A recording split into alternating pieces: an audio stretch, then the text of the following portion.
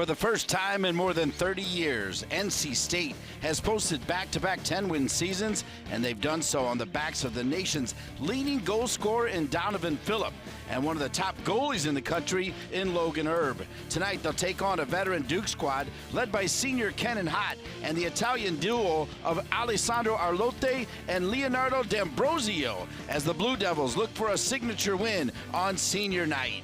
It's the Wolfpack and the Blue Devils, next on ACC Network Extra.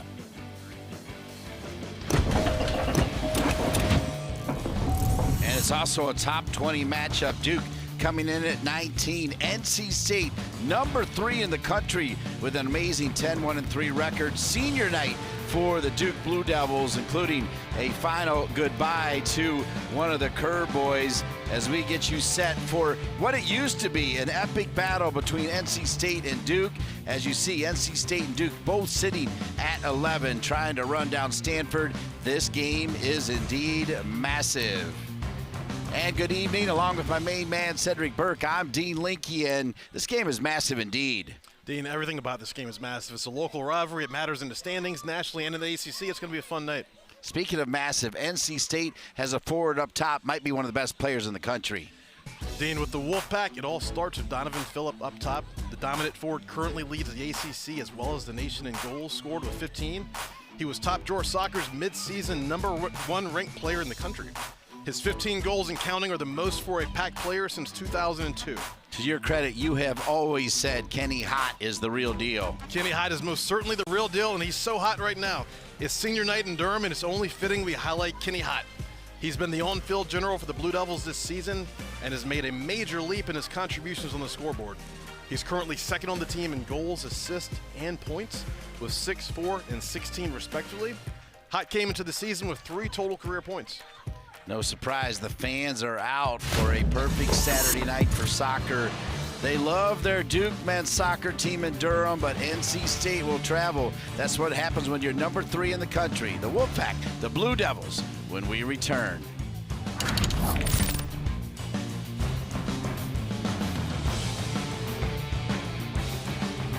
Time for the starting lineup. Cedric Burke. This is John Kerr's lineup of 3-4-3 for the number 19 team in the country.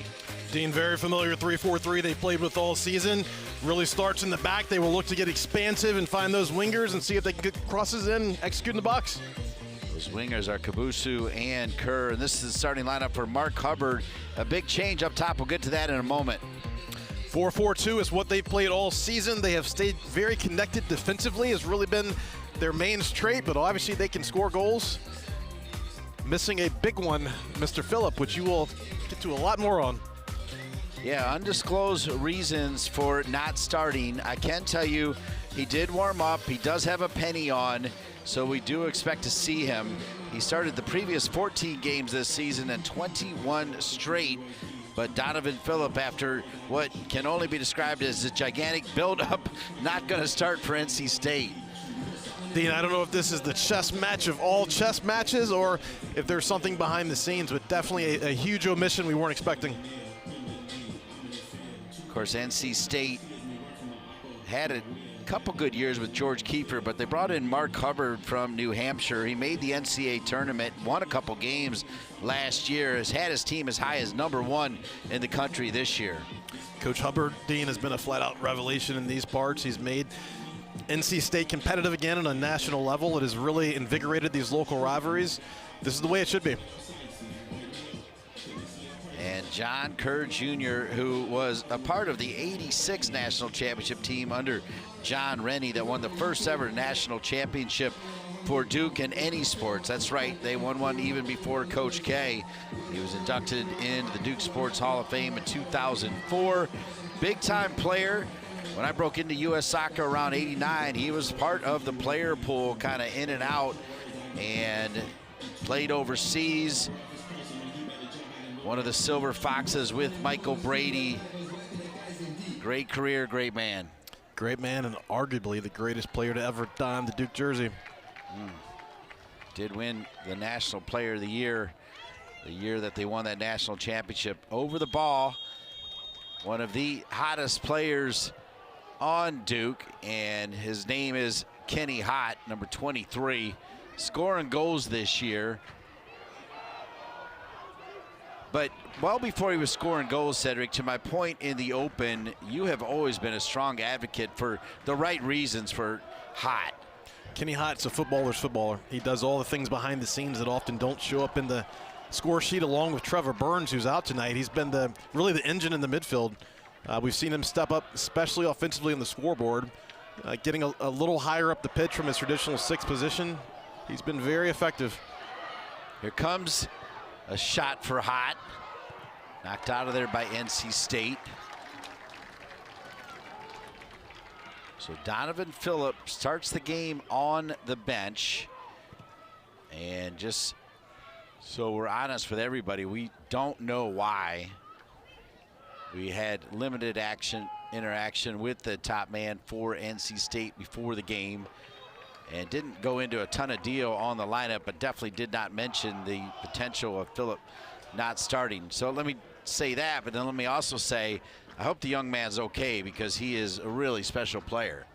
He's a very special player. There's a reason he is currently the #1 ranked player in the country and leads the country in so many offensive statistics. He's an exciting guy, and when you have a match like this, you want the best players on the pitch, so we hope he's okay and he makes it into this game.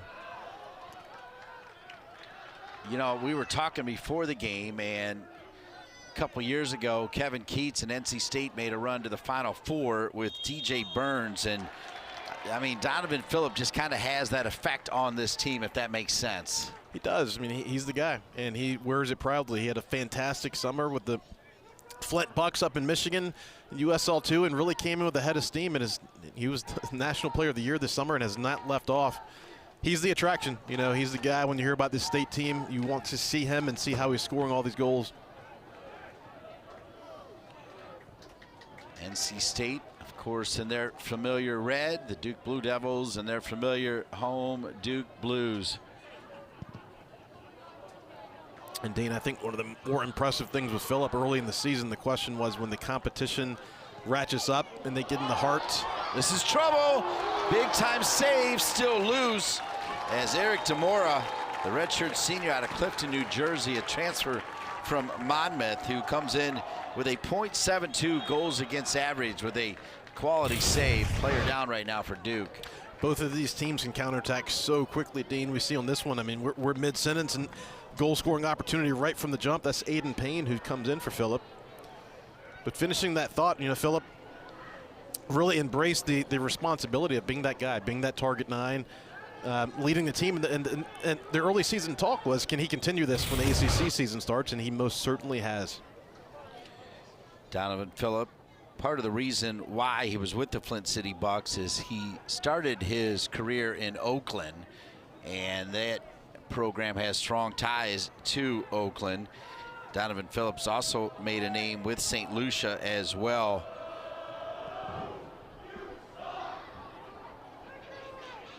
So we'll just have to wait and see if number 7 gets the nod after 21 straight starts. I will tell you that Palmer Alt from Indiana tied him in goals yesterday and overtook him in points.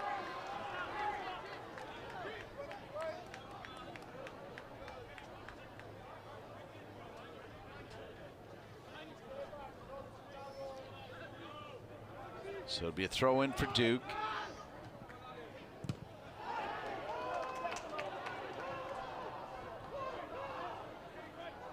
Playing up top for Duke, Ofer Bjornsson.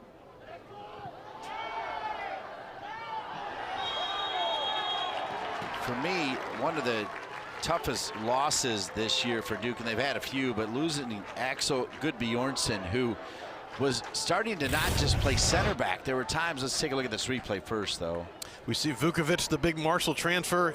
I've often said this season he leaves every game tired with a lot of grass stains. If there is physical contact, he will be in the middle of it all night, Dean. So he played in the national championship game against Vermont last year down the street at WakeMed Soccer Park before joining Duke. A couple NC State players over the ball. Riley Maloney, he can serve it. He's got 6 assists. The freshman from England, played with Derby County over in England, also over the ball. Tyler Caton sent far stick in front. Another big save, Demora. Oh, and a sitter that went missing. Oh no, it was deflected. And it's probably a good thing it was deflected, because that was an absolute sitter after a wonderful save from Demora, who's made a couple already. Great save from Demora, and you're right, Dean, that was a sitter. It looks like that far right post was wide open, and just not for that deflection. That's just Drew Kerr getting in with a fantastic slide tackle. If not for that tackle, that's pretty much a guaranteed goal. Great call on Drew Kerr being the player. And Demora pumped up with his senior there, Drew Kerr. Oh, and headed in by NC State. Why not? They were knocking at the door. They've had Demora make 2 quality saves already. Dean, I believe that was Justin McLean coming in from the far post. We talked about the fantastic save and how quickly both of these teams could score, and just like that, a beautiful ball off the corner. Justin McLean comes in unmarked and slots this one far post. That's McLean getting up over Cabuso, it looks like. It's a fantastic header, put it in the place where no one could save it.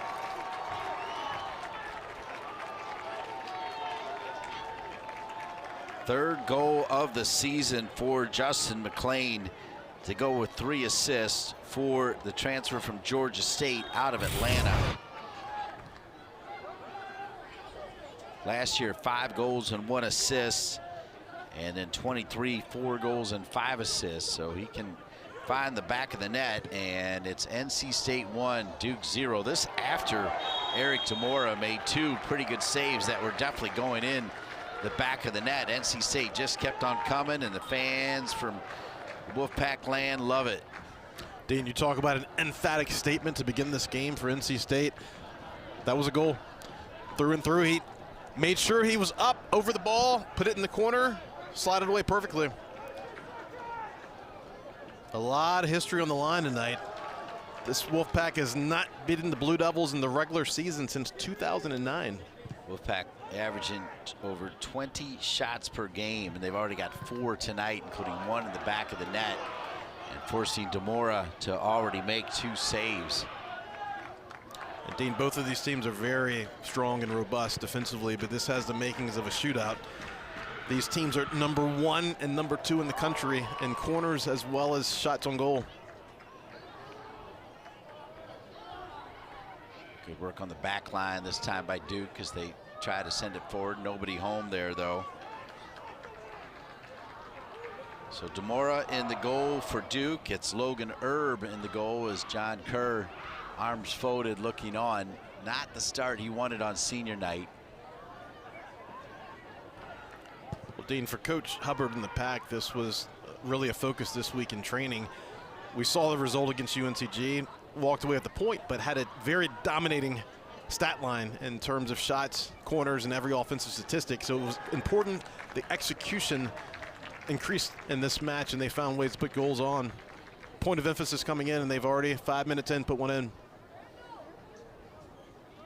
NC State landing right now at number 3. They have been at number 8, number 5, number 2, and finally number 1. And they came out this week, the United Soccer Coaches, at number 3. Duke had also been way up there. They dipped just a little bit at number 19.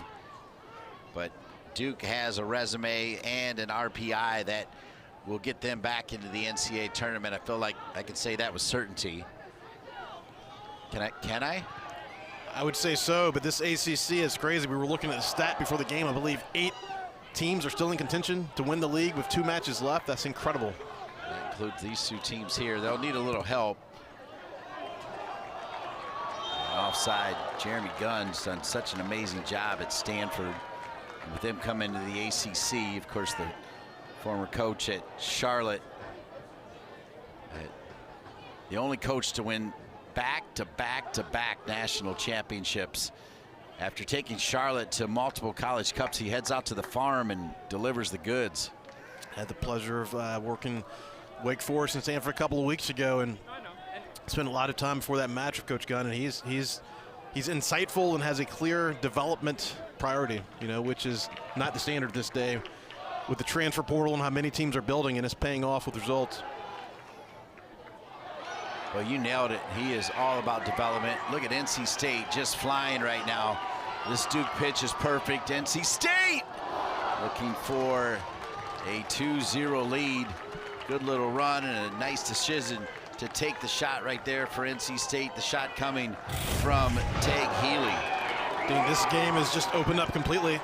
Both teams will have to work on settling down the middle of the park. So this isn't a counterattack game all evening.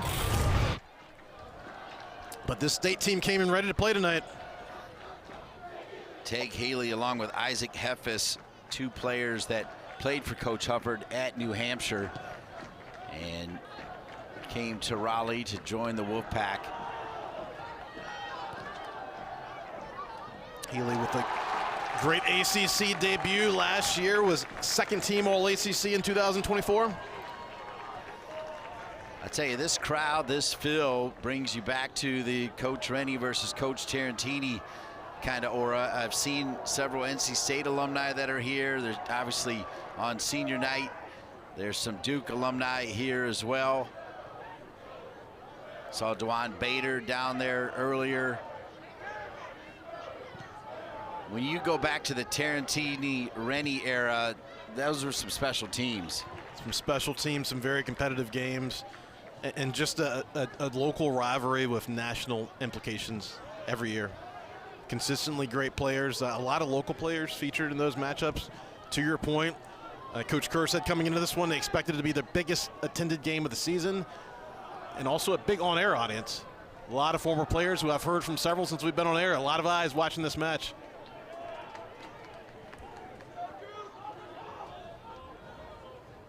Cabuso. Jamie Cabuso, rather, the sophomore from Chestnut Hill, Mass. Pushing forward for Duke is Vukovic. Decent cross coming from Arlotti.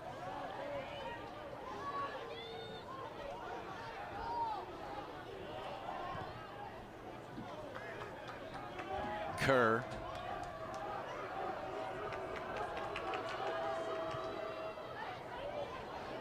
Kerr wants it back. Kerr, good pass. Bjornsson.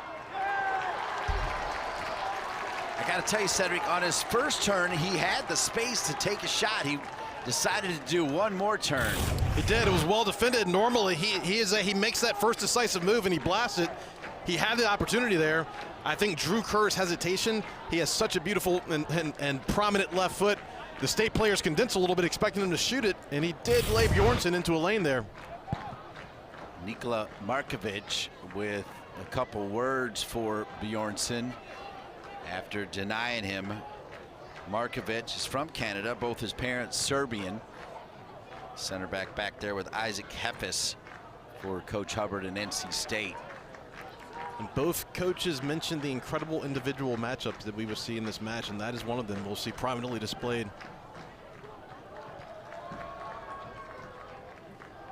Not sure about the status of Donovan Phillip. We are fairly certain about the status of Trevor Burns, and you touched on it already. I just think that's a big loss for Duke. Reminds me so much of his dad, Mike Burns, who was on the '92 Olympic team and the '94 World Cup team. They play a similar style, really busy. Trevor Burns, busy, shifty, he's an honest player. You know, you get his full effort every game, leaves everything on the pitch. Again, like Hot prior to this season, many of his contributions do not show on the score sheet, but everyone who's a footballer and understands the game understands his contribution every match.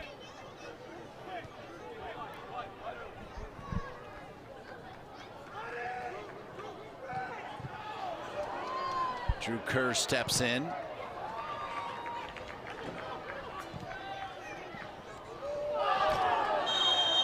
Vukovic comes forward.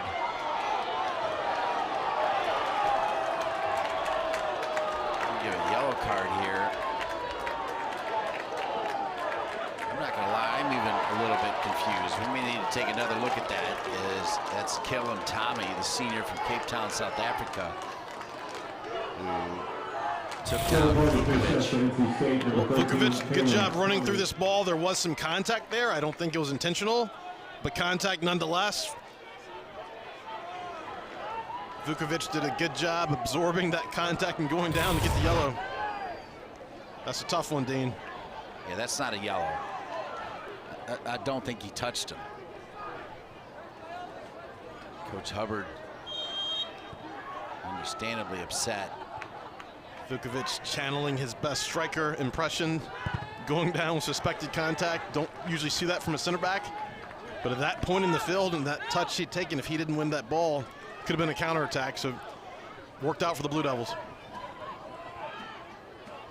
If you joined us late, you have missed a lot. That includes Donovan Phillip not starting. We're not sure why, but it didn't matter because NC State had literally 4 shots on goal within the first 6 minutes, including a goal in the 6th minute by Justin McLean, assisted by Riley Maloney. And now the yellow card to Caleb Tommy. That kind of sum things up. It's 5 shots already for NC State, 1 for Duke. And they forced Eric Demora to make 2 saves already in this game.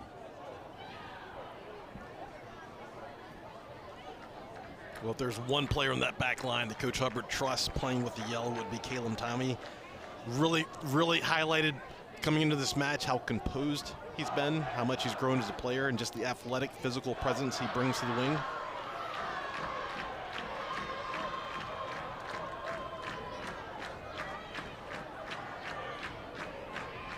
Coach Hubbard for NC State comes in with a record of 252, 58, and 45 overall. Quite a few of those wins with New Hampshire. He's already 26-8 for NC State in just 2 short years, as they beat Charlotte and Georgetown last year in the NCAA tournament to make a fairly deep run. Very impressive run. Only thing that stopped them was a very impressive Wake Forest team, which made it to the Elite Eight.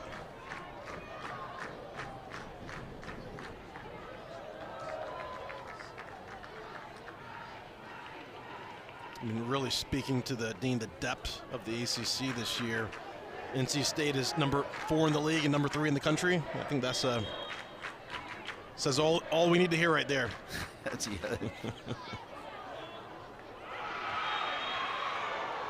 yeah, you never know what could happen. I mean, last year in the women's Final Four, all 4 teams came from the ACC. If there was ever a year where there is the potential for that, it could be this year. But there's some good teams out there. Maryland beating Indiana 3-2 last night. They're undefeated on the season. They have not lost a game. A lot of parity in the college game this year. There's probably 15 to 20 teams who could compete for a national title. The irony is Maryland, when they left the ACC to go to the Big Ten, they had won the doubles in the final 2 years before they left.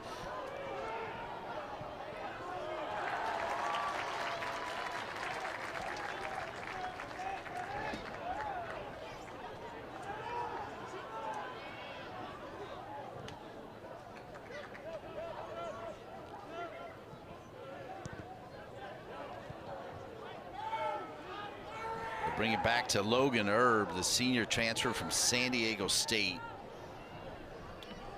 Dean, this NC State team, they want to play good football. They're not afraid to build it out of the back, as we can see. Same back line has started every match this season. So a ton of chemistry and leadership back there. They will put the game down, try to play proper football and break lines and find opportunity and advance up the pitch. They want to play in a small space and condense this pitch as much as possible. There's Tommy, one of those outside backs that you were just talking about. As they'll bring it back, Markovic and Heffes, the 2 center backs. Heffes wearing 18. That was Markovic a moment ago. They're wearing 6. This is Isaac Heffes, one of the 2 players starting from New Hampshire, where Coach Hubbard came to Raleigh from. This is Healy, the little man, one of the smallest out there. He has got a great engine. He can fly. Oh, he can buzz around.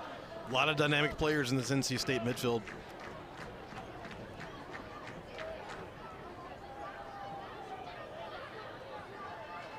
NC State Down near the corner flag. That's great defense from Duke to get out of there. Taken right back, though, by the Wolfpack. And we see this is a trait of this NC State team. They want to really press and find isolation and win the ball in the wings. And through that repress, create offensive opportunities. And they want to keep the Blue Devils pent in and basically keep this game in their offensive half as long as possible. NC State 10, 1-3 overall. Their only loss was against Virginia, 1-0. So we've got a whistle here. And now a little push as well, hot in the middle of it. So temperature of this game is starting to heat up. Coach Hubbard described this game as a potential bloodbath, which sounded a bit dramatic, but is playing out on the pitch.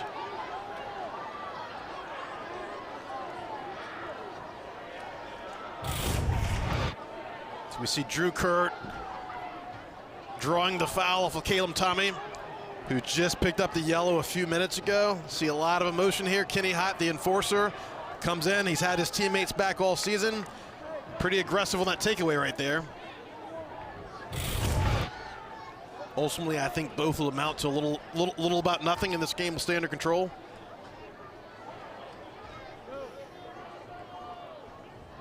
Stephen Foster is the referee who, this is one of those games where he's aware before they even roll out there that he's got to be on his A game, because there's no love lost between these two teams. No love lost at all. Well, and the implications. I mean, both of these teams, again, are still in contention to win the ACC, NCAA tournament, national rankings, everything's on the line. Hot with a one bouncer to Logan Erb, a senior from Houston who played at San Diego State. Back in the old school years, San Diego State is where Marcelo Balboa and Eric Winalda played for a couple years. Those are some old school names right there. Those are some very prominent names.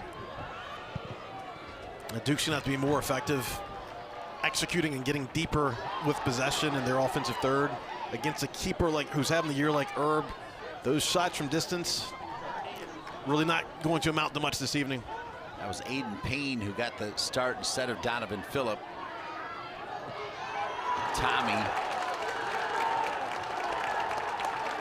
For those of you at home, if you can imagine, there is quite a bit of prep work that is put in by our incredible crew to get ready for this game. And we knew we weren't certain about the lineup, but we had a pretty good idea. And lo and behold, we saw the name 15, Aiden Payne, and we're like, okay, well, wait, who's he coming in for? And it's none other than Phillip.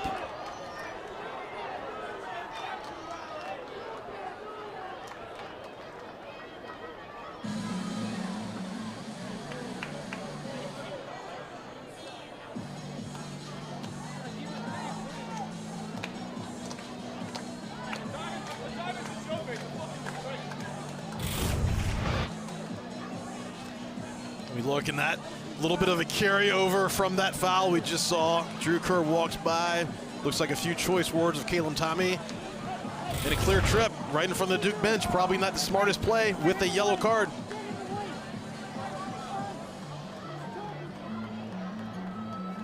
The result of this call could have dramatic implications on the rest of this match, Dean.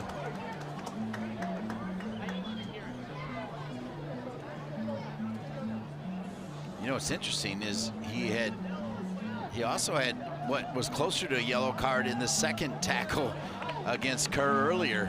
That looked more like a yellow card than the first one. Vukovic did well to sell that first one. 100%. So they decided to wave it off. And probably not unrelated, Dean, to your point. I think there's an awareness of a difference between a soft yellow and a definitive yellow, and would hate to see any player have to leave the match for those transgressions, if you will.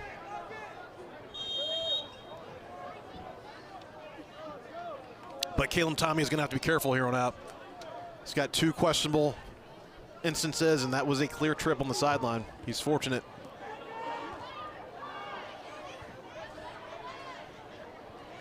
It was Arlote, number 7, who won it earlier. Now he's on it again. Arlote, really good footwork. Bjornsson with Arlote, tight quarters. Jurgensen, Bo Jurgensen, who has proven to be such a valuable player because he can play all over the field.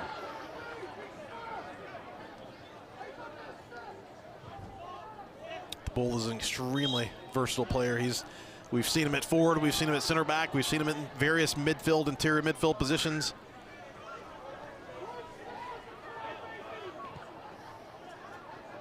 Sent all the way back, Heffes to Logan Erb.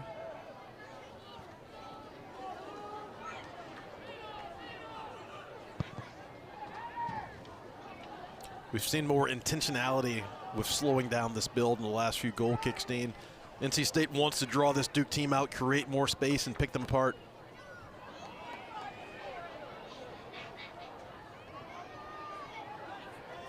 Kept alive by the Duke Blue Devils.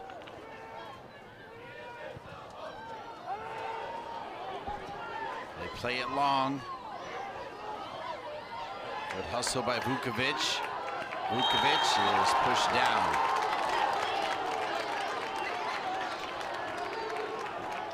Dean, we're 20 minutes in, and I believe Vukovic has already touched the ground at least 4 times. You mentioned the grass stains that are always on his jersey. Vukovic, decent long ball, trying to find Bjornsson at the top of the 18. Arlote, good high press.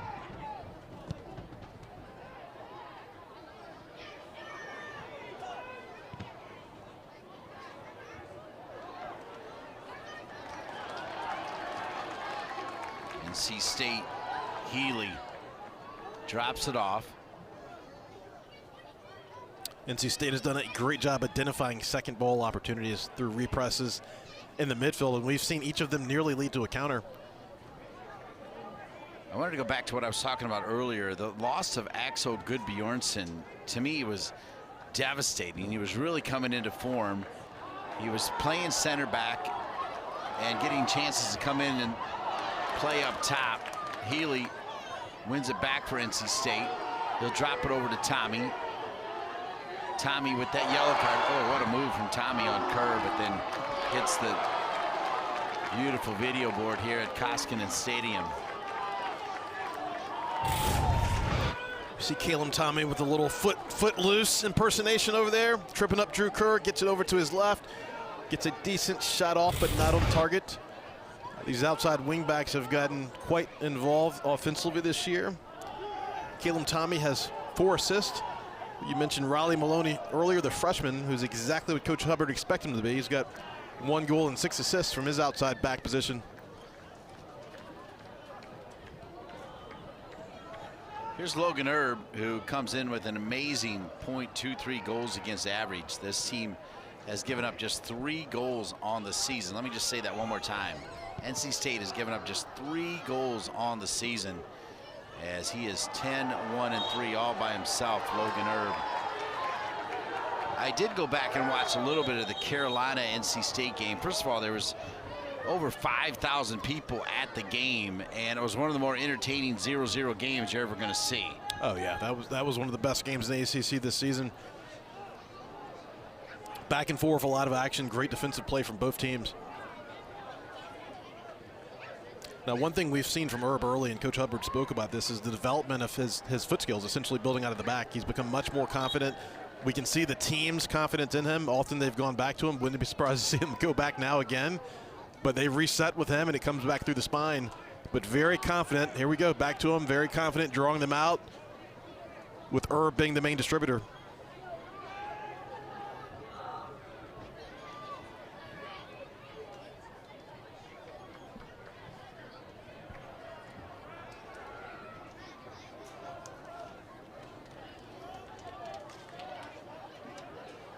Seeing a little bit of Rakaj, the freshman out of Norway, with 3 goals and 1 assist to add some pressure on that front line attack for Duke. But NC State continues to, either on the carpet or through the air, find seams. Good defense again by Vukovic.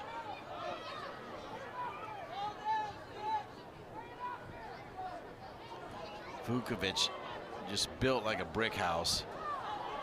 And he'll go down on contact. He'll come back to Duke. Vukovic never shied away from any impending contact.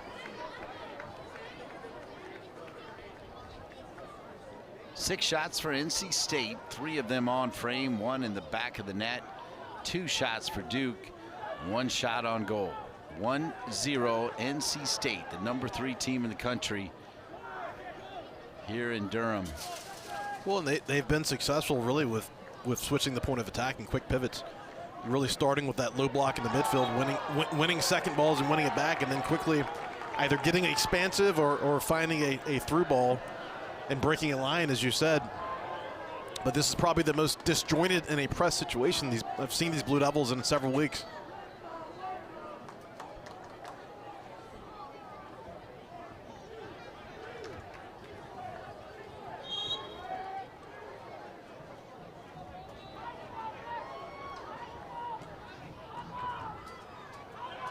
NC State taking their time as under 20 minutes remaining here in the first half. They've got a 1-0 lead over Duke on senior night.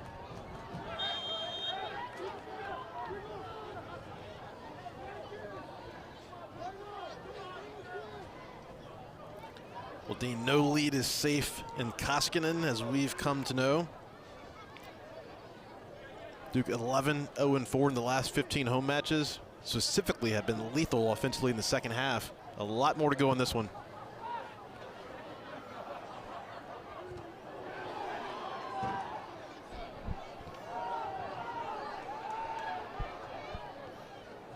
Duke opened the season with a win over Brian Quinn in San Diego, who is another team that still is in the top 25 of the United Soccer Coaches. That was 2-1. Then they beat San Diego 1-0.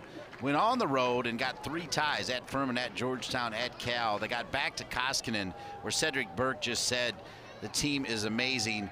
And in 5 games, they outscored the opposition 25-0. Is that good? Not bad. 2-0 over Syracuse, 8-0 over Philip Jow and Howard. I love Philip, by the way. Louisville, they beat them 1-0. Averett, one of those games where Coach Hubbard kind of threw a little shade on, 10-0, and then they beat Pitt 4-0. Everyone likes to throw a little shade on that annual Averett game. But there is no doubt it does healthily pad the offensive stats a little bit. However, the last 3 games, though, has been a little bit of struggle bus scoring for Duke. We'll have more on that in just a moment from our great crew. And Dean, just really uncharacteristic of who this Duke team has been from an identity perspective. The last 2 years, they have been top 5 in nearly every offensive statistic. So 3 scoreless matches. There's definitely a focus on breaking out of that this evening. Arlotti knows he can't complain there. He had no idea where the ball is as he led with his body. And a lot of this, you know, NC State led with a very physical presence in this match, and Blue Devils are matching it right now. But yeah, no play on the ball there.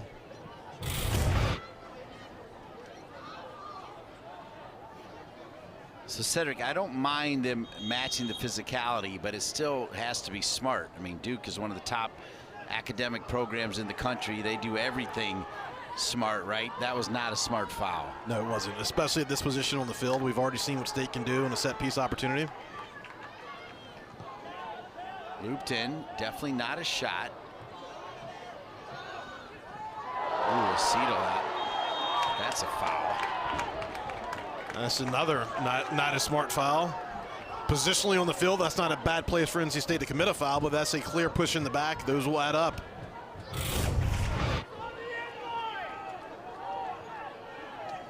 That's Markovic, center back coming through. Center back on center back, getting Cam Aceto in the back there. Markovic, who will come forward. He's got 2 goals and assists. Meanwhile, Riley Maloney, the left back, with 1 goal and 6 assists.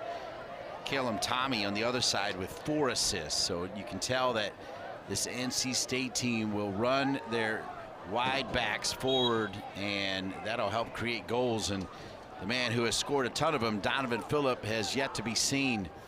And again, we're not certain why. Well, Dean, the best teams in our game, specifically at the college levels these days, really employ a positionless style. And so to see these defensive players get that involved offensively, there's a reason this team has been so successful this year. He's got his penny on. He went through the full warm-up.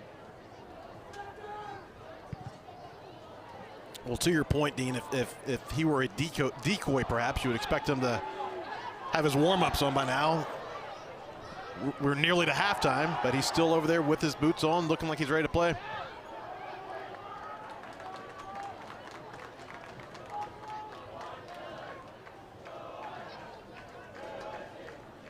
I mean, they do play a lot of games. We have seen some of the top teams in the country that have decent depth with load management, but let's be clear, this is a shock that he's not out there. This one sent back in, kept alive, and barely missing right there for NC State is Riley Maloney, who's got a lot of points with 1 goal and 6 assists. Good look there at Eric Demora, the goalkeeper for Duke. We can see why Maloney's been so successful. When the ball switches sides, he does a great job of cutting off the pitch and coming more central. Wide open shot there, didn't miss by much. Corner for NC State will be taken by number 3, Riley Maloney. And see the frustration there. Maloney knows he can put that one away. That's a big moment. NC State's been pretty good about drawing corners. 8.1 is second in the country, let alone the ACC.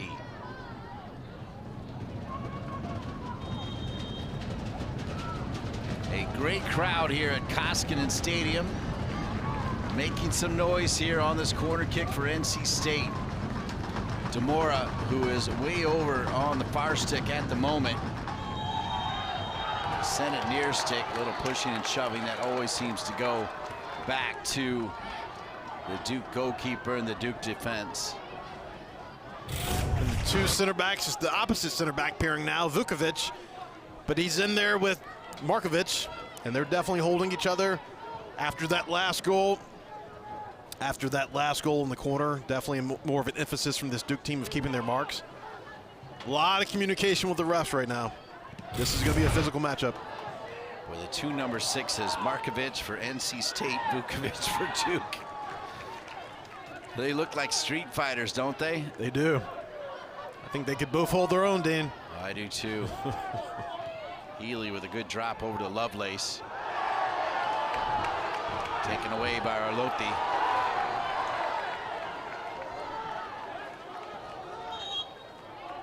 You know, Dean, you want this game to finish with 22 players on the field and to keep it within reason, but some of this physicality and this passion is what you want to see in a local rivalry. How much this means to these players. So Caden Tolentino, who's one of the captains, will come into the game, and Carlos Santamaria, who's in his 6th year, spent some time with Mercer out of Dallas, has also come into the game, as you see Tolentino. But we still do not see Donovan Phillip. And Tolentino, one of several local players who feature prominently on this NC State team. Coach Hubbard did mention it's definitely a focus of being more active in local recruitment and development, and it's important to feature those guys to show that opportunity exists. But a lot of those guys have stepped up and played big roles culturally for this team this season.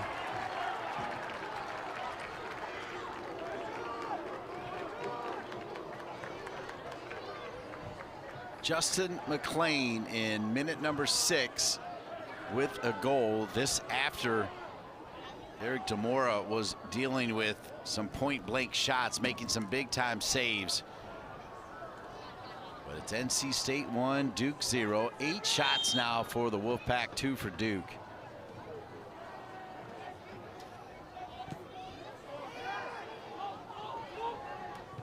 After outscoring those 5 games in Syracuse, Howard, Louisville, Avery, and Pitt 25-0, they tied a very good Elon team 1-1, also here at Koskinen, as it's picked up by Demora. And then they forgot how to score, as they didn't score at Boston College, a 0-0 tie. They got beat 3-0 against Clemson, and then Queens, who had beaten Clemson early in the season at Clemson, came here, and that was also 0-0. And Queens is a good team. You know, they traditionally play several ACC teams and have had some outstanding results this season, but not the results you expect, especially at Koskinen. See Jamie Cabuso, he's brought some athleticism to the wing that was missing earlier in the season. Was out with a hamstring injury for the first month or so. Allows this Duke team to, one, get more expansive, but pushes Drew Kerr up on the left side, turns it into more of a true three-back.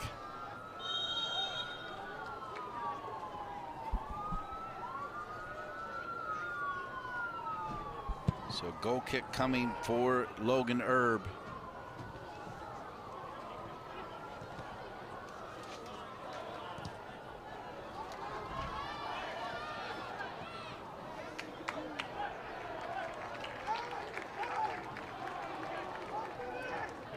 It's interesting, you mentioned that tie against Elon. NC State actually lost to Elon in the exhibition season. I don't put a lot of stock in that, but Elon's pretty good too. Oh, Elon's a very good team. It was Jameer Flowers, one of my former players, who scored that goal to tie the Blue Devils here. Max Simpson, who has started quite a few games, also will come in.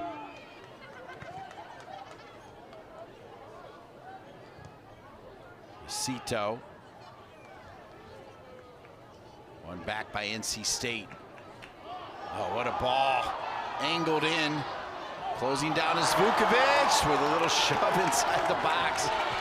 And now Vukovic will dribble out of it. Vukovic, good job keeping that shoulder to shoulder and limiting his arm extension. All eyes were on him on that play. If he doesn't get shoulder to shoulder, that is a PK in waiting potentially.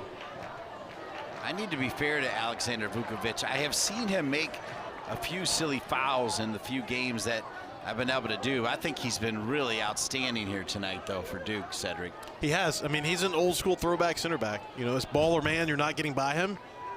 He can come up and he can help build in possession, but he's going to compete. I think he's been very good, has really accepted his matchup tonight.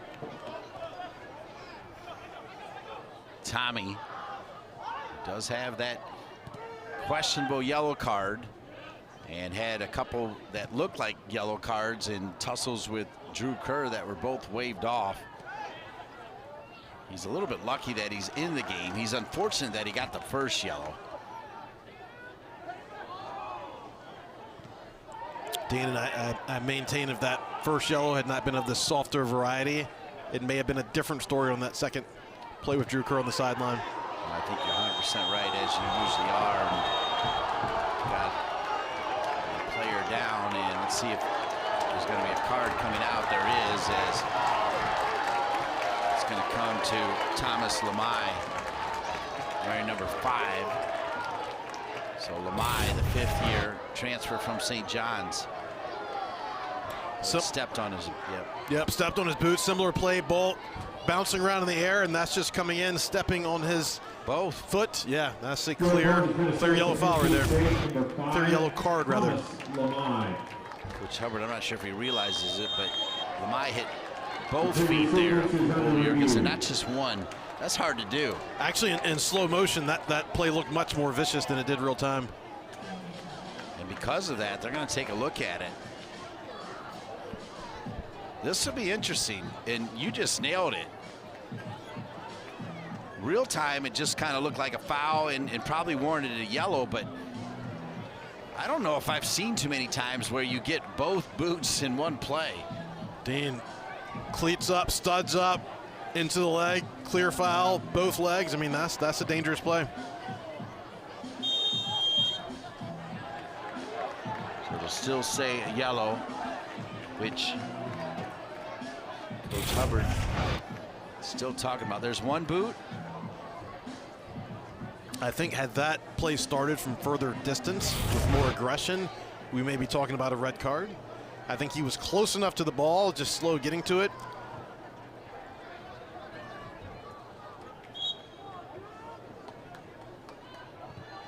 So both teams going to their bench. NC State has brought on 3 players. So has Duke. D'Ambrosio, Ortega, and Simpson are out there for Duke.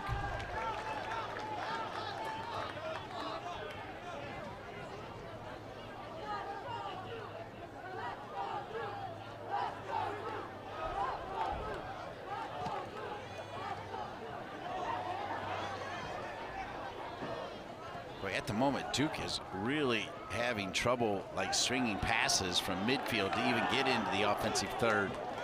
Like they'll win it here, but NC State has been quick to win it back. Good job stepping in by Duke to win it back, as that was Jose Ortega, the senior from Bethesda, Maryland. The kind of player that he can sometimes go games with just limited minutes, but then in a big game when John Kerr and Michael Brady kind of need a big performance, they're not afraid to go to Ortega. Not at all. Can play many positions. He's played in the back as a center back, as an outside back. He's played as an outside wing. He's played in the middle at times. He's versatile. He's experienced, which you need in these matchups. But no, they're not afraid to call on him for a big moment. He's scored some big goals already this year. Wait, Cedric, I still haven't got a comment from you on Axel Goodbjornsson, because he was coming into form and they were putting him up at center forward, and all I could think is Goodbjornsson with Bjornsson late in the season, two giants from across the pond playing together. I was excited about that. Well, no, he's done a great job filling in, especially when Wolfie, the other Bjornsson, was hurt earlier in the season. But yeah, he's scored some goals. He's been an imposing presence, and he brings a lot of pride and just athleticism. Now he's out. Yeah, and unfortunate he's had some injuries throughout his career. It was fun to see him finally healthy. You know, a young man who's worked so hard to get back in his rehab and has been such a good team player and leader for this team. Headed away back there for NC State by Markovic. Dean, to the point you just made, I mean, NC State is doing such a good job pivoting and switching the point of attack.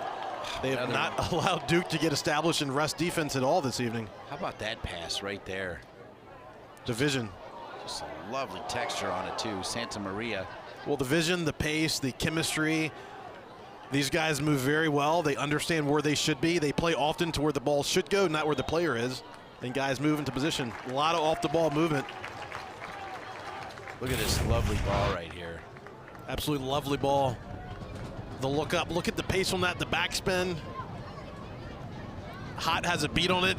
That's a fantastic ball, Dean. Isaac Heffes, the center back, who Coach Hubbard really focused on the strength of this center back pairing and their ability to get this team into possession.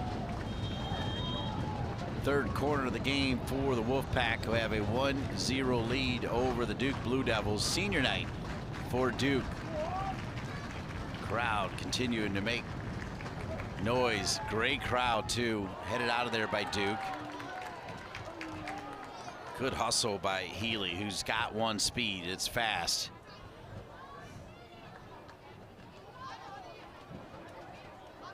Dean, he's got another fast and faster. Right. He's got that's better said. Well done, Cedric. That's why you're my man. He's got a nice change of pace to his game.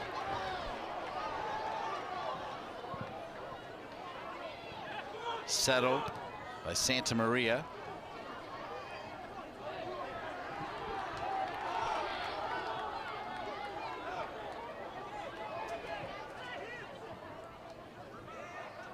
Santa Maria from Dallas, Texas, spent some time at Mercer. Now Acito.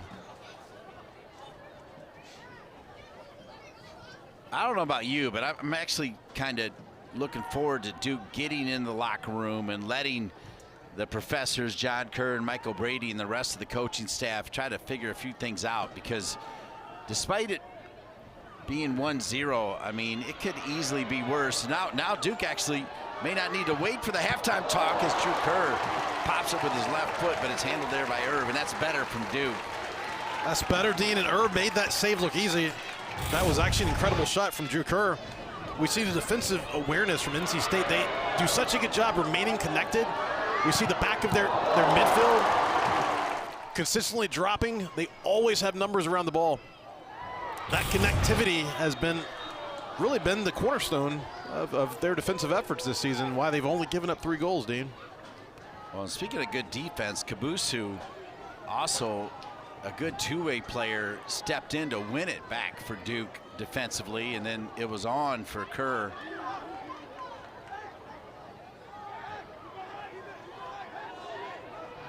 Simpson back to Kerr, 50-50 ball, somehow stays with Kerr, and Hiller in the corner kick. Drew Kerr We see Drew Kerr heating up. He's got 5 assists for the co-team lead. Well, actually second, tied with Kenny Hott on the season. He led the team last year with 10 assists. So here is Kenan Hott going to take the corner kick for Duke. Goes far stick, goes through the hands of Herb.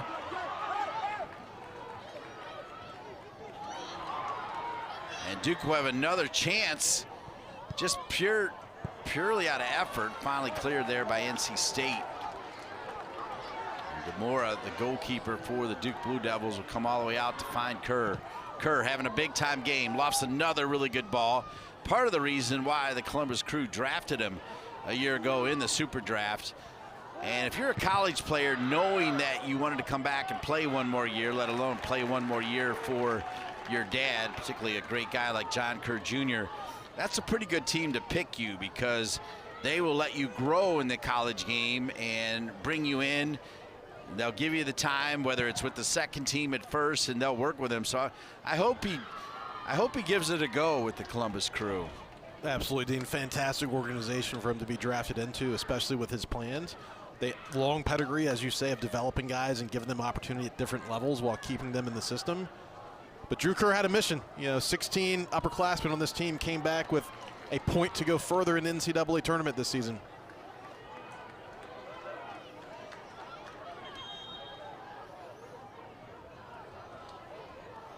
And Dean, it's a little late in the first half, but this is what Duke has been missing. It's been mostly one and done.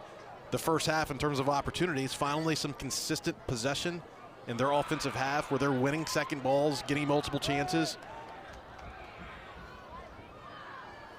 Drew Kerr is going to run over to take the throw in. So they're going to treat this like an extra corner here with 65 seconds remaining in the first half. 1-0 for the number 3 team, NC State, on top of the number 19 team, Duke. Good throw from Kerr. Long in the air, falls at the top of the 18, needs a blue jersey there. Instead, there's a couple for NC State, so they're quickly on the counter. Now they've got a chance to play it into space. And a clean tackle right there coming from Duke to win it back.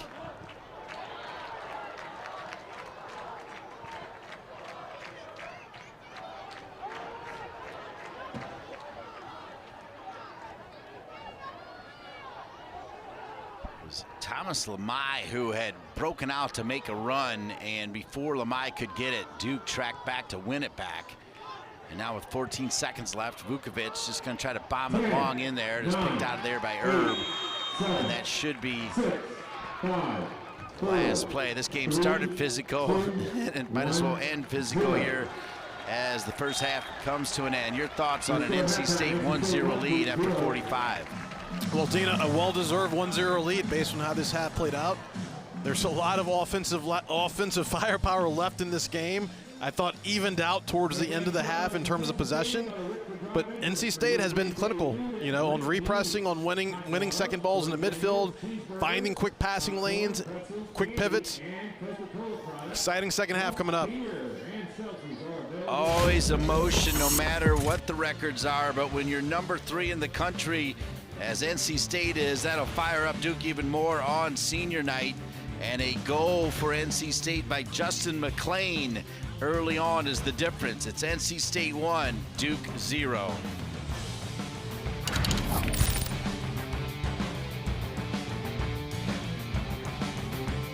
Back to Koskinen Stadium, Durham, North Carolina, on the campus of Duke. Top 20 matchup, and it's the number 3 team in the country, NC State, with a 1-0 lead over number 19 Duke at the half. With the great Cedric Burke, I'm Dean Linke. Let's take a look at the first half highlights. No Phillip, no problem for NC State.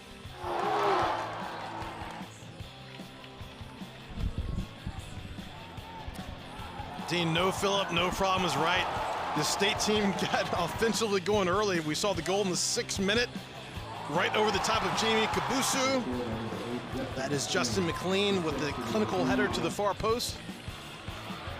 Best chance for the Blue Devils comes at the end of the first half. Drew Kerr with that magical left boot. Herb made it look easy. A lot of physical play in this one, too. Dean, a ton of physicality, and Alexander Vukovic has been at the center of most of it. We see him drawing the yellow midway through the first half. Arlotti gets involved right there. Last one on Bull in the middle, yellow, which could have gone either way. Pretty dominant half from NC State from a shots perspective. No surprise there, as they're currently second in the country in shots. Justin McLean with the goal. And the physical play, we see the 2 yellow cards for State with a 2-0 advantage to the Blue Devils in cards right now. Can't believe this stat here, though. 0 goals since October 7th for the Duke Blue Devils. I mentioned they had those 5 straight home games where they outscored the opposition 25-0, 26-1 if you count the Elon game. Then they go on the road, can't score at Boston College, can't score at Clemson. Queens comes back here, can't score there, and they played 45 minutes against NC State, also unable to find the back of the net. Dean, that's a stat you don't see often, especially considering the amount of those games that have occurred at Koskinen Stadium. See the 2 Silver Foxes over there. They've been in the lab 15 minutes at halftime, made some adjustments, had a great strategy coming into this game. Would expect a different and elevated play from this Blue Devil team in the second half. Look there at Riley Maloney, the freshman from England, who's got experience with Darby County FC and does not play like a freshman. Not even close to a freshman, Dean. And we've seen a few freshmen feature from Duke, and there's something special with Maloney. Just the comfortness, the preparedness. Again, same back line, has started every match for this NC State team this season, so a lot of chemistry and confidence back there. Second half underway, alongside former Duke star Cedric Burke. I'm Dean Linke, delighted to be with you for this Saturday Night Tilt on ACC Network Extra. One that, frankly, probably slipped through the cracks from the bigwigs at ACC Network and ESPN, and we get to benefit from it because this is a big-time soccer game. This is a big-time soccer game, Dean. Especially a couple of weeks ago when these teams were both top 10. This looked like one of the, it still is one of the best matchups in the country this evening, but this could be a special one. A lot of postseason and ACC ramifications based on the scoreline. So NC State starts out on the attack again. I mean, before we even took a breath, there was pressure on the back line, forcing Demora to make a couple saves before they finally put one in. Duke kind of trying to send it long. When Duke can, they will look to try to get it to Bjornsson. Olfer Bjornsson, number 9. We've talked about injuries. He's also been up and down with injuries during his career, which has been fairly prolific, but would be even more prolific if he could stay healthy. Dean has got 27 goals in his career, and you're right, 2 double ankle injuries at parts of this season, missed several games, came in as the #1 ranked player in the preseason. Has been a bit underwhelming based on the standard he's set, but still a lot of soccer to play. Here's Duke with a good chance, and there's the man, Bjornsson, off his head. A little bit unlucky. Well, and just that quickly, we saw only one legitimate chance early in the first half for Bjornsson, but he can score in a lot of different ways, and that is one of them. The quick headers, and he constantly gets himself in good position. Will not take much for him to get on the scoreboard. So here's what I saw in that replay, Cedric, was, first of all, it was driven in perfectly, but there were a couple players behind Bjornsson. So he's got to remember, look, he's a natural goal scorer. You talked about this 27 goals, but he's got to remember the power of a flick near post on a driven corner kick, because there were some blue jerseys waiting on the far stick. Absolutely, Dean. You know, one concept this team is really focused on is that third man running principle, constant off the ball movement, and there were multiple guys moving to that far post because he can do such a good job flicking that ball on.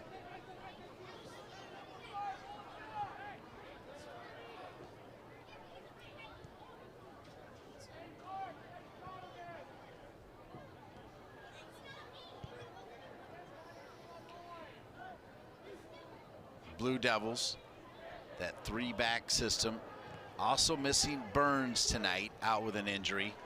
But the bigger story, of course, is Donovan Phillip. We now have a little better understanding on what his situation is. We'll get that to you in a moment. but we'll do it during a dead ball, as NC State can strike so quickly, as we saw in the first half.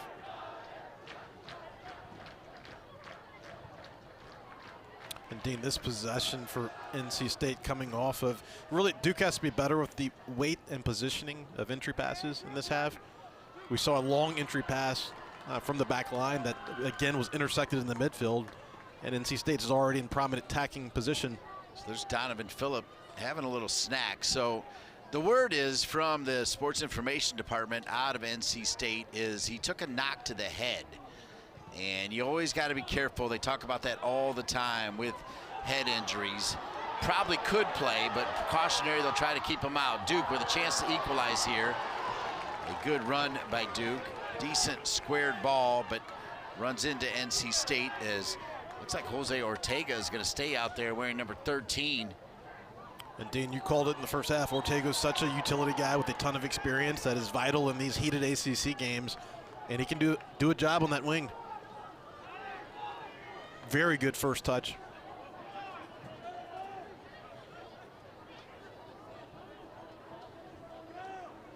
So just to wrap up, Donovan Phillip, who we spent the first 30 minutes of the game talking about before we came on the air. Obviously I'm exaggerating, but he did take a little knock to the head. He didn't come out of the game. It was one of those things they discovered after the last game, and so for precautionary reasons, I don't think we're going to see him.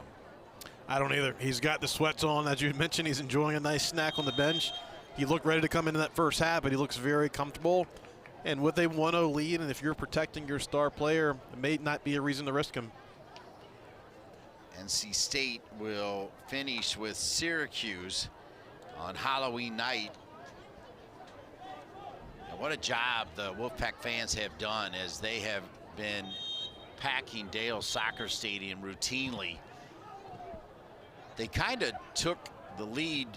If you remember, their former AD came over from Maryland. Of course, the sister to K-Yao, one of the legends, Debbie, came over. And in Maryland, what they did is created that environment with the bleachers behind the goals where the crew sit. And that's kind of what NC State's done. And it's a good atmosphere.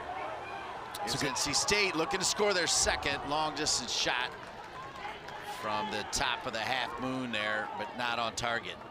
DeFrancesco getting involved with the shot from distance. We see good build-up. Actually, good win back again from a repress opportunity. Quick shot off target. Yeah, Dean, a fantastic atmosphere over in Raleigh, one of the best venues for college soccer in the ACC for sure right now.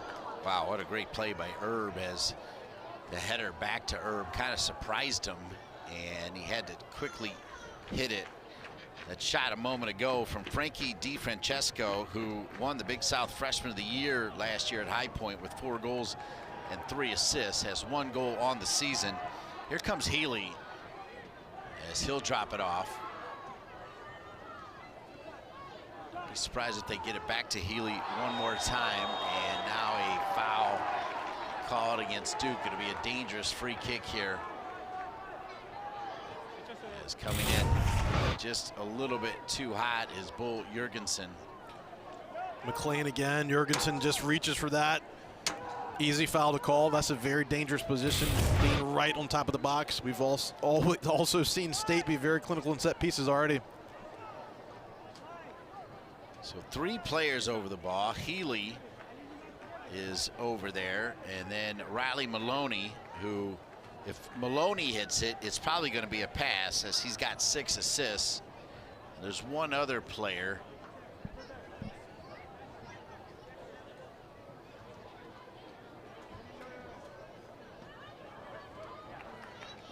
Justin McLean, who has the only goal in the game.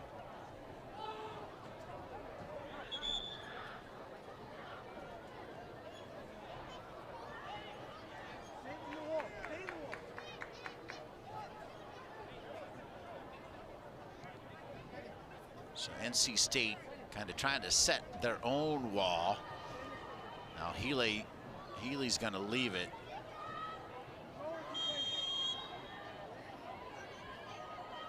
Interesting, isn't it? It's a double wall.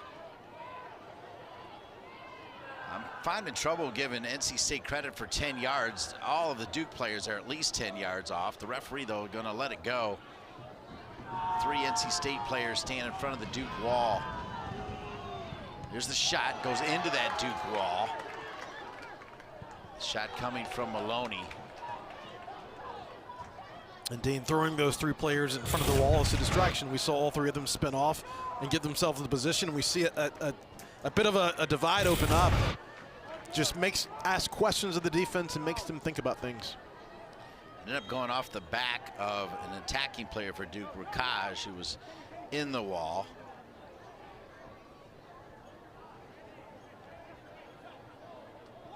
Throw in now from NC State, a long one, turning. And they'll finally call the whistle against NC State as Acito is down.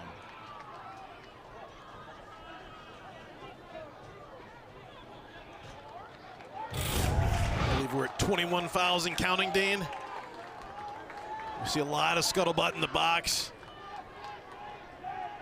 That was Lamel turning with, he went for it. Went for the full volley, just couldn't quite connect. And then we see the foul from Markovic coming through. Thomas Lamai, the 5th-year player out of France, the transfer from Dr. Dave Mazur's St. John's team. As you see Justin McLean. I always call it a full day when you get a goal and a yellow card in the same game. Full day's work. Yeah.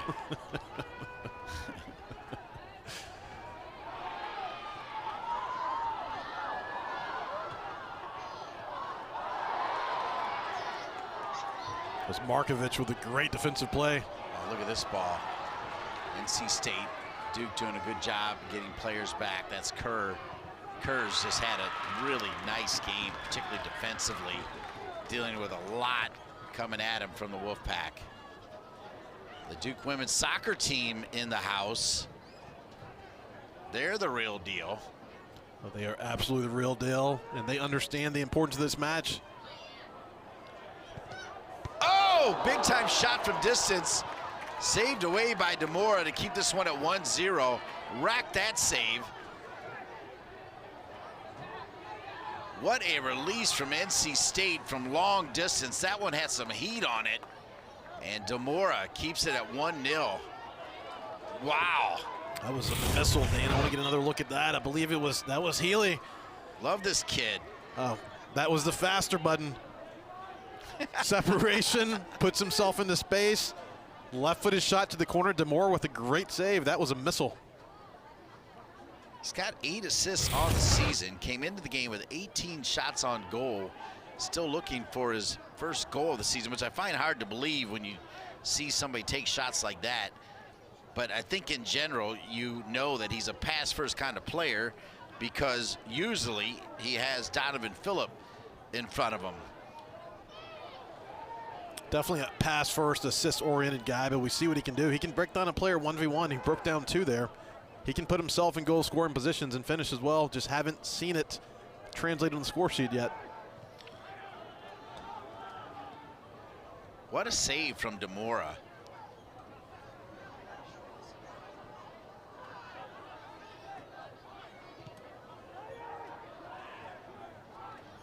Eric Demora coming over from Monmouth, the redshirt senior, giving up just 9 goals, .72 goals against average.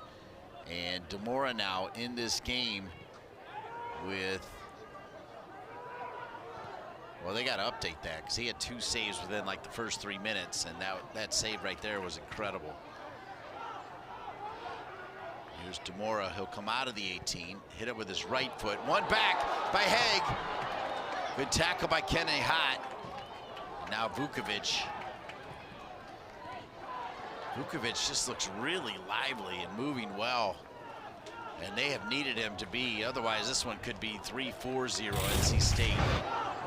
Very good job by Vukovic winning his 1v1 battles and getting involved here. Again, State has done such a good job of winning those distributions coming out of the back. And immediately putting this Duke defense back on pressure. As a defender, that is the absolute worst thing for you. You do your work, You win it, you clear it up, and then the team's coming right back at you. That's Kenny Hott with a clinical tackle, getting down, all ball. Vukovic comes to clean it up.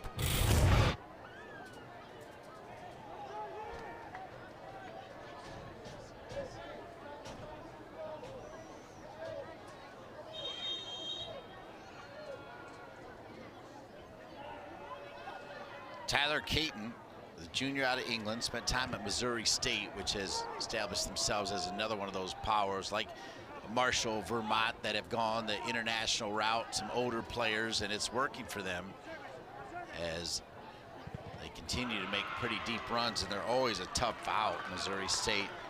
The Demora save, look, we talk about the speed of Haig, but watch the save. Oh, Ely blasted this one. Demora read it well, got both hands on it. Very good save. CAA Goalkeeper of the Year for Monmouth.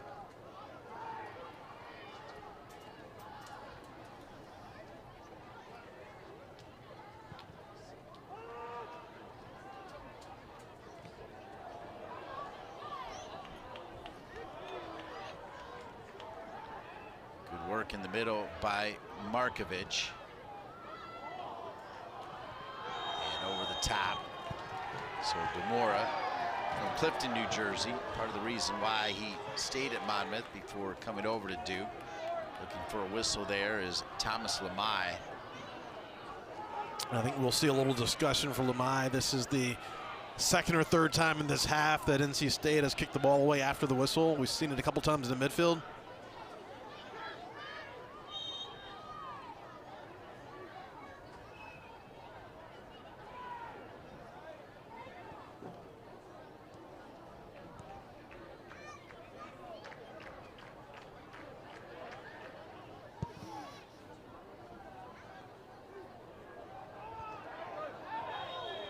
Push from behind, that'll create a good opportunity here for Duke.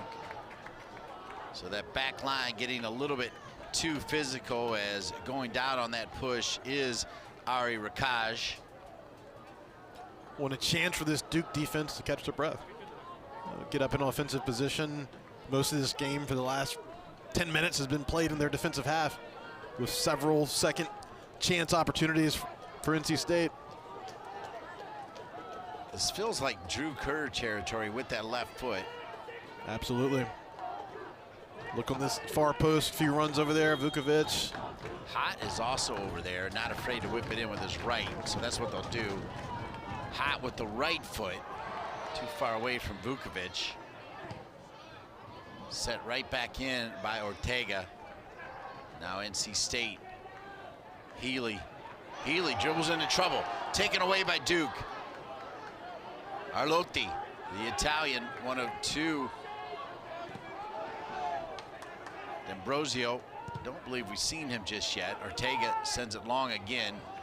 Goes through Bjornsson. Bjornsson dealing with those ankle injuries. I think it's just made it harder for him. One of his strengths before was posting up, right? Like a traditional 9 and holding the ball, but to do that, you got to have a strong core, and that includes your feet and your ankles. Absolutely strong core and that sense of gravity, which makes it very difficult to establish if you're worried about the integrity of your ankles holding up. So a player that plays as dynamically and powerfully as he does definitely has an impact in his game.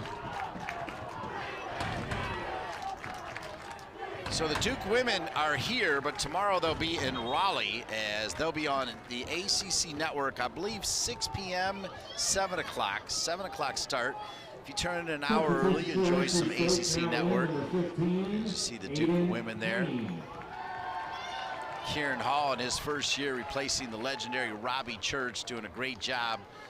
Associate head coach Carla Overbeck, one of the true legends of the game. Team has really not skipped a beat in the transition, as you said, from the legendary Robbie Church.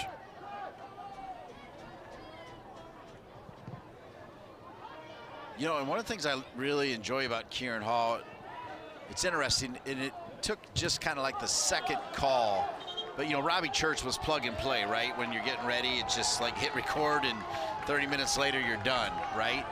Kieran Hall, by the second game, we were allowed to kind of ask questions on players and kind of what we're seeing, the good, the bad, the ugly, and he was open to all of it. And I have mad respect for that. Yeah. Well, ultimately, we've talked about this. It makes for a more authentic broadcast, and it really highlights these young men and young women and what they're doing and how hard they're working every day.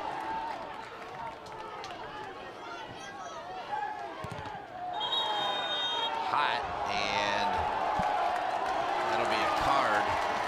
So a card given to Justin McLean. Yellow card has been assessed to NC State, number 8, Justin McLean. Okay, so I had thought McLean had already got a yellow, but it was issued to the team earlier on. So Markovich, Lamai, and Tommy. So there's 4 yellow cards, all belonging to NC State. And I think, Dean, to your point, there was some confusion. A couple of the Duke players reacted as if that may have been his second yellow as well.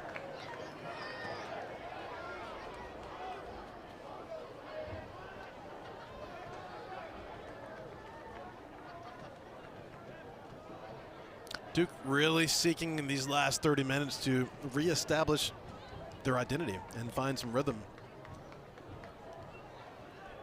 We're now, what, 345 minutes and counting without a goal? Yeah, I can't believe that, right? Because Duke has just been so dangerous offensively.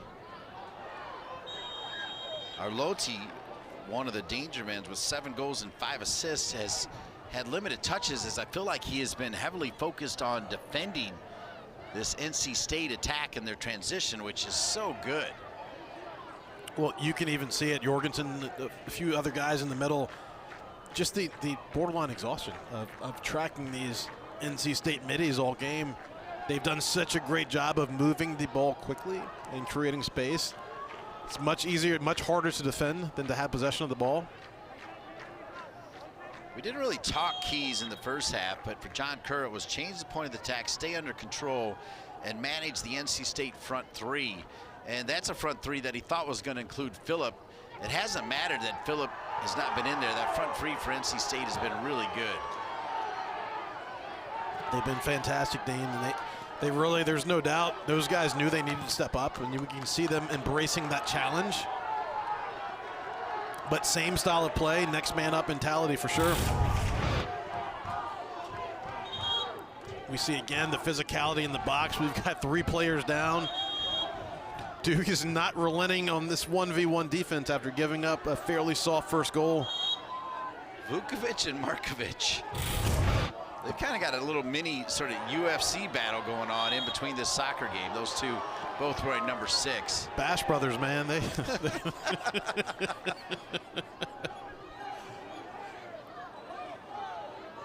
Vukovic. He's a throwback, man, an old school center back. So he's from Serbia, and as I mentioned, Markovic on the other side, while growing up in Canada, both of his parents from Serbia as well. And I'm guessing they're talking a little bit of Serbian, and there might be a few impolite words in there. Never, Dean. Markovic plays it forward. And they're going to call it a foul against Aceto. Buckle up. This is going to be an exciting last 25 minutes in this match. It's a great way to put it. It's Aiden Payne, who was the player that got the start with the late scratch from Donovan Phillip.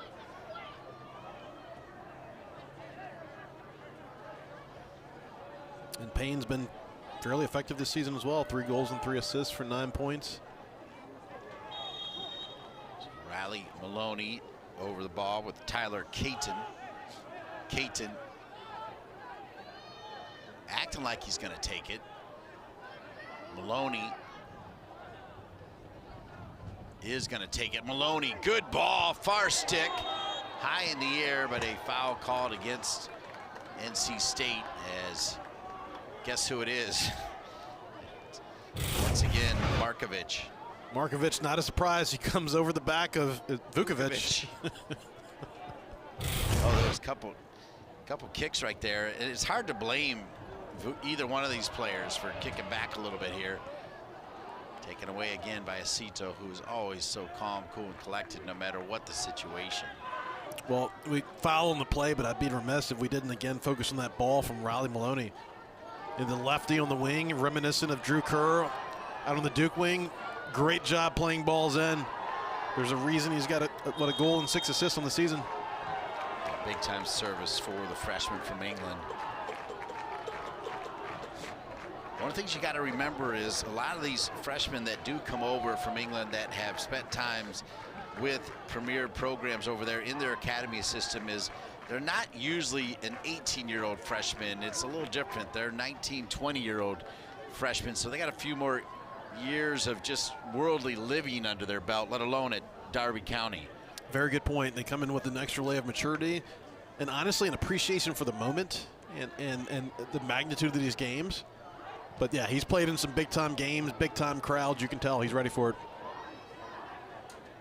Here's Kerr, who's played great. Bjornsson.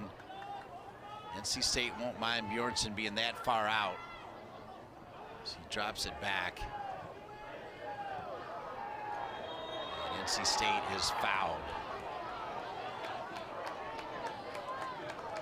So with a player down, reminding you again that Donovan Phillip, who is tied with Indiana's Palmer Alt with 15 goals on the season, took a little knock to the head. We did not know that in the last game.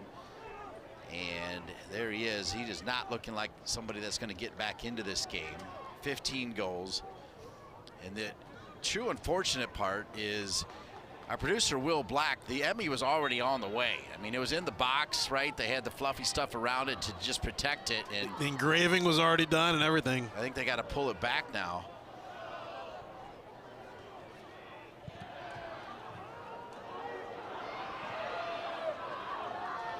Trying to challenge that back line is Duke and Markovic. Putting on quite the display. Here's Ortega in the middle of the park. Really, Markovic is putting on a defensive clinic. Hot.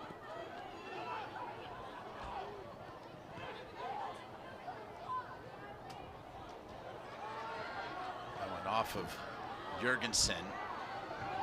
Quickly the other way is Healy. Healy with another shot!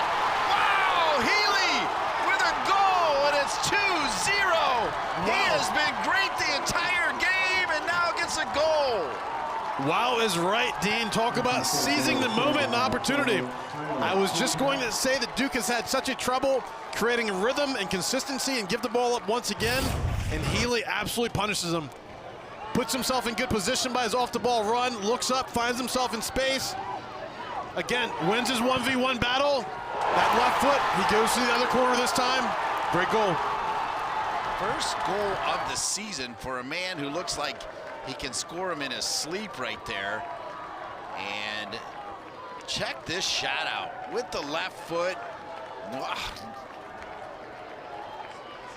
With a ton of fans here, absolutely loving their number 10.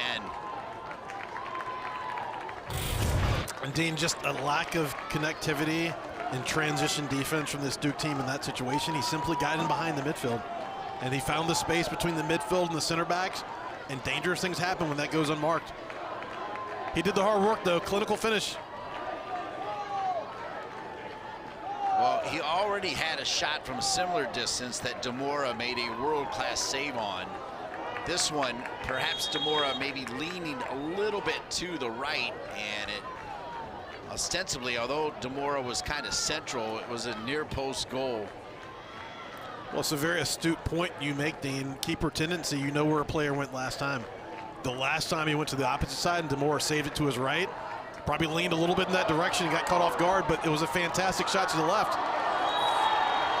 Foul there on Duke with some frustration starting to settle in, as you don't often see fouls like that inside the 18. The offensive team, and this is a clear foul. Ortega. I don't think the ball's too close to the NC State player that time. What do you think, Cedric? I think Ortega missed the ball on that one just by a few inches.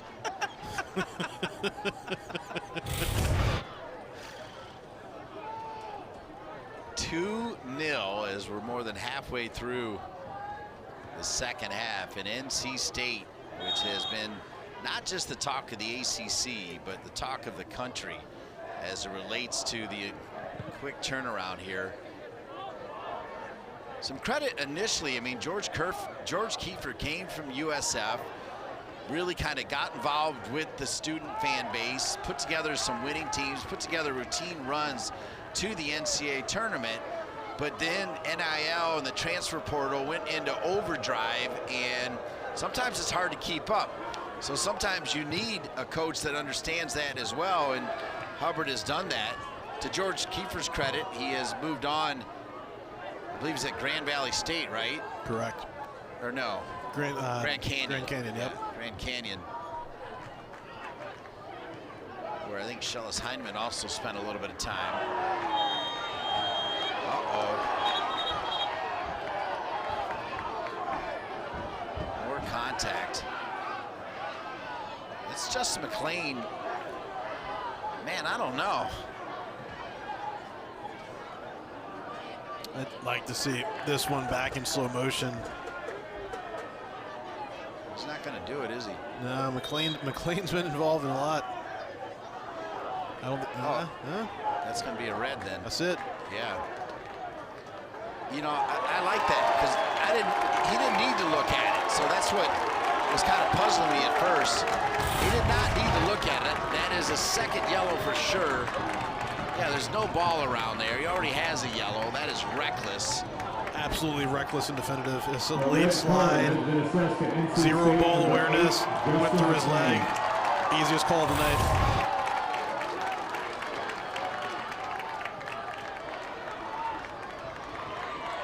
So a red card on Justin McLean. He got a yellow in the 62nd, which was probably about 40 minutes past when he should have gotten his first yellow. However, to his credit, he did get a goal 5 minutes and 4 seconds into the game to make it 1-0. Now we'll see how Mark Hubbard adjusts, and we'll also see how Duke adjusts.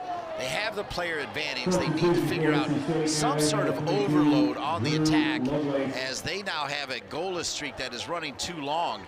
Now's the chance to end that with a player advantage. Dean, you said it, overload to isolation. With a man up, you should be able to overload one side, which should create an isolation on the other, and you should be able to capitalize. Now, interestingly enough, their only loss of the season against UVA, the state team played a man down for part of that match. Ortega plays it back to the feet of Zabinko. Now Acito. Kerr. Boy, Kerr, you know, on his senior night, representing his family name, has just been really good. I mean, even that pass I don't hate, as it was trying to make something happen, but NC State going the other way. Drew Kerr's been incredible, especially defensively. You've mentioned he's played box to box. He's been creative. He's been fearless. And there's a lot of time left in this match. So State intrinsically will now have to sit back and condense somewhat with Duke having a man advantage. This is where Duke needs to stick to their keys, find quick pivots, move the ball quickly. Again, find those overloads and isolations. Duke's going to bring in some firepower here as Jamie Kabusu, the sophomore from Chestnut Hill, Mass. And with a player advantage, I got to believe John Kerr's going to bring all attacking players in here, as they've got nothing to lose here now. Under 20 minutes, they've got a man advantage. And the last thing they want to do is see NC State work the clock by keeping possession. Nothing to lose whatsoever. This is where you throw the kitchen sink at the opponent. Kabusu, probably the most dynamic, athletically gifted player on the team. Expect him to come in on the wing. He will try to get deep into their offensive third and create chances. Plays a great through ball across the box at times when he wins his matchups. Can create instant opportunities for the Blue Devils. But as it is, played forward for NC State. Combination play, so much speed, different level. And it hits the side netting, but the wrong side netting. Duke needs some offense, as they are looking at something that is unheard of. They have not been shut out in 4 straight matches since 1940. Their last goal was October 7th. 3 matches and counting for the Duke Blue Devils. It has been since 1940 that Duke has gone 4 games without a goal. They still got time here. They need to erase that graphic and put it away forever. Oh, absolutely, Dean. I mean, and again, this team has been defined by their offensive prowess for several seasons now, so this is just completely unexpected. So Kabusu into the game. Right now he's playing deeper as a right back. Well, they went smaller. They pulled out Zabinko, brought in Kabusu as one of the 3 center backs. Now, all 3 center backs we see with Zabinko too, they have the ability and green light to get up, but we'll see even more so with Kabusu, especially if they can create an overload on the opposite side to free him up. Sito will play it to the feet of Demora. Good opportunity here. Rakaj has got to remember the ball though. And this is where Duke doesn't need to press. They need to play quickly but not be rushed. Maintain the composure. Still a lot of time left in this match. They have the ability to get these goals, but they're going to have to keep possession, develop a rhythm.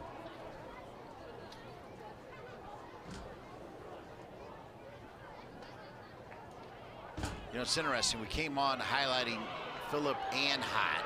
Phillip hasn't played, and Hott's been cold so far. He has. I like what you did there, Dean.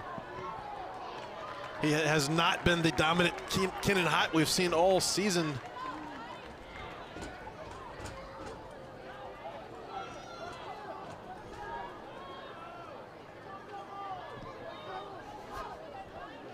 Over to Ortega. Back to Hott.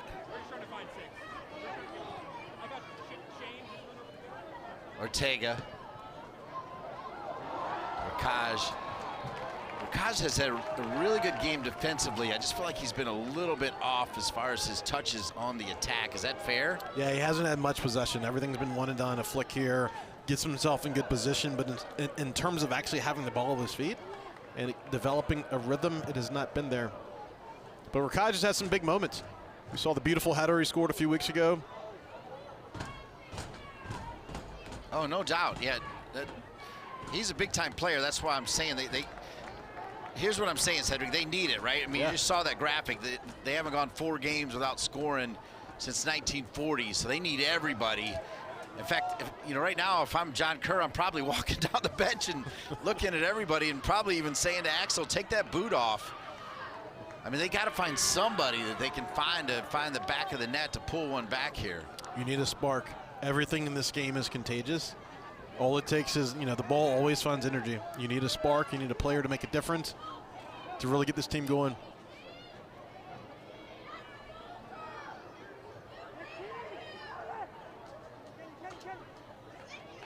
And all it takes is one moment of brilliance. We know the fine margins in this game. They get one, it puts State under a lot of pressure. And we could see a very intense ending to this game.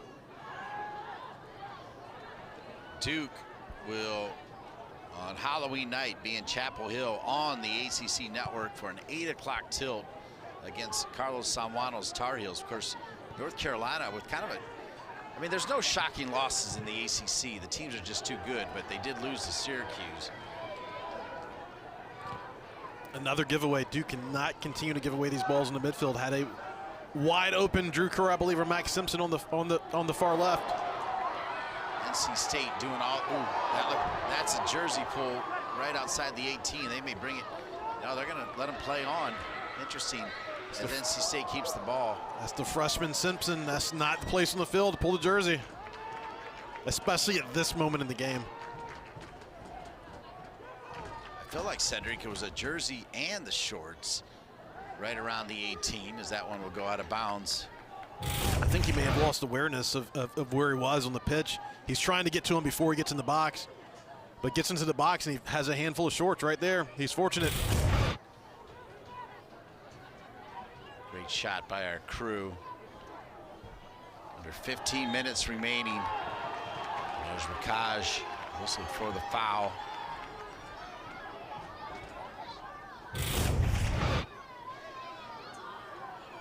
And same thing, Dean. We can see the frustration. Rakaj has not been able to eat cleanly at his feet all night.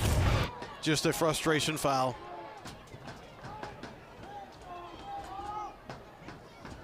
But if you're Duke, you have to limit those fouls the rest of this match. The last thing you want to do is give State time to essentially work 30 seconds off the clock with a restart.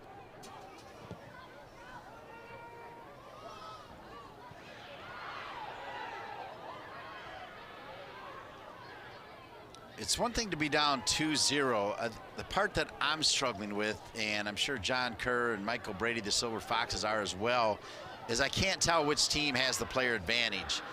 And obviously, I know that Duke has the player advantage, but NC State has still had a ton of the ball, Cedric Bird. There hasn't been a clear advantage, and there should be with one man up. Again, a testament to the defensive connectivity of the State team to be able to maintain that organization. But no, there has not been a tangible difference in the run of play since they went down a man. And we've played almost 10 minutes now. And with each minute and play that passes, we see the frustration mount for these Blue Devils. They've had several big comebacks this season, but again, going 3 matches without a goal, the pressure builds.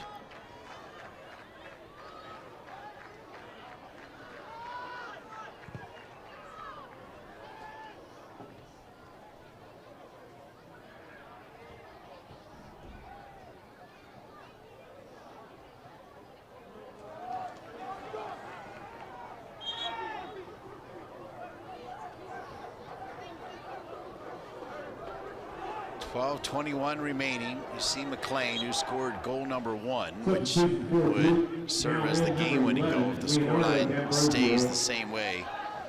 Leonardo D'Ambrosio into the game, number 11.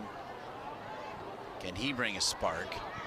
Simpson keeps it down, finds D'Ambrosio. D'Ambrosio now. The mark is on by Drew Lovelace. Kerr. It popped up on him, or perhaps he was going to turn with the shot. Drops it back in. D'Ambrosio trying to make an immediate impact.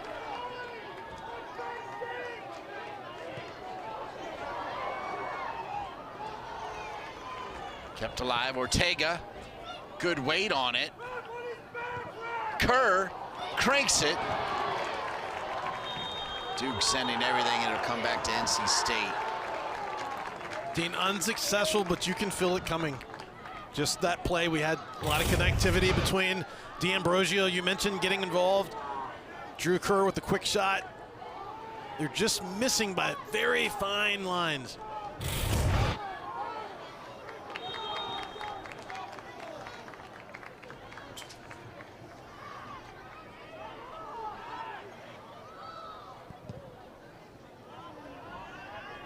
One change we have seen, Dean, with NC State rather, playing down a man. They're not building out of the back anymore. We see taking more time on the set pieces from Erb in the back, getting numbers up again, taking time off the clock, playing long balls. Running down here is Duke. Duke takes a shot. And handled there by Erb. What a save. I mean, to be able to use a big, powerful hand to not only stop it, but just keep it within inches of his glove. Fantastic save from Erb, not giving up a second chance opportunity. But Dean, you can feel the momentum shifting. We see Max Simpson finding hot, streaking. Great one-touch shot to the corner. It feels like a Duke goal is coming. Which if they score, Dean, this crowd's really gonna get into this match. It's gonna be an exciting final 10 minutes or so.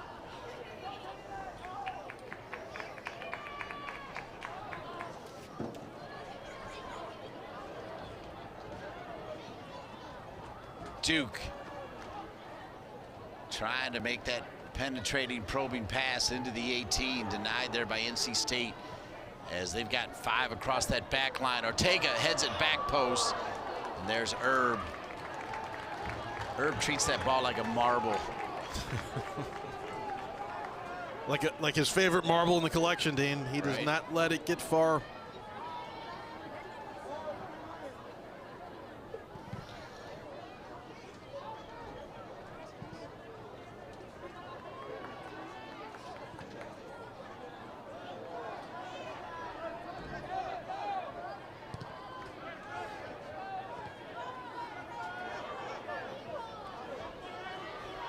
Ortega.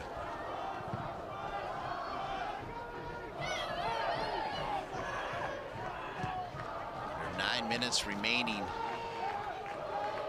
And with that 9 minutes, the kind of history that you do not want to make, especially when you're as good as Duke, and that is going 4 games in a row without a goal. This after scoring 25 in 5 games at home. So you know what they can do. Now, granted, there have been some injuries. Losing Axel, losing Burns, a couple players that are banged up kind of has changed the dynamic. A, B, let's just call it as it is. NC State, they are without a player that will be probably in St. Louis for the Mac Hermann Trophy celebration, and they haven't needed Donovan Phillip. They haven't, and that says a lot about this NC State team in general. Also says a lot about where these Blue Devils are at the moment. Now, they haven't scored goals, but only 1 loss on the season, Dean. So have found a way to get points. That's a great point. So really only 2 matches thus far. This one and the Clemson match, where they've been at this kind of disadvantage. Yeah, that's a great point. That says a lot about, while they're not scoring, normally their defense has been locked down, but NC State, they were so driven and determined to get off to a good start. Clearly, Coach Hubbard with a good game plan to get all over Duke early on, and that's exactly what they did, as they forced a couple really good saves by Eric Demora within the first 5 minutes, and then in the 6th minute made it 1-0. Now Demora, who made another big save on a shot from Healy, but Healy made an adjustment with a similar shot moments later and a laser to make it 2-0 NC State. Absolute heat-seeking missile. This NC State team is the real deal, Dean. Trying to get through, a little push from behind. Duke would take a little gift like a penalty right now. Well, it was a great entry ball from Drew Kerr, read it perfectly. Rakaj was moving in that direction. Just well played and defended by NC State.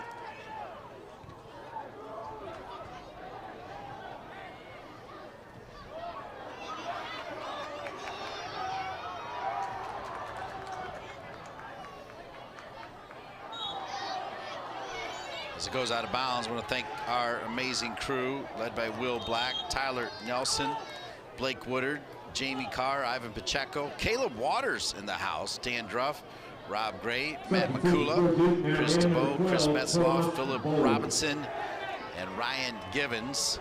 Alongside Cedric Burke, I'm Dean Linke, delighted to be with you for this special Saturday night top 20 tilt between number 3 NC State and number 19 Duke. And NC State now just over 6 minutes remaining from another victory.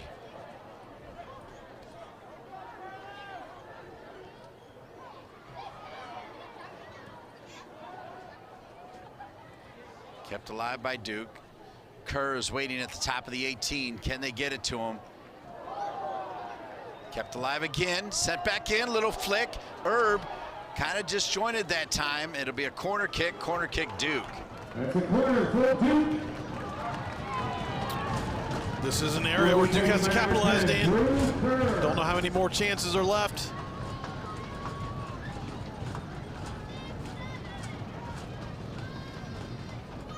Bent in, right at Herb, unlucky. Anywhere but right there, and perhaps it's 2-1. Yeah, this gets, it's just a Cito that deflects this. That is Arlotti.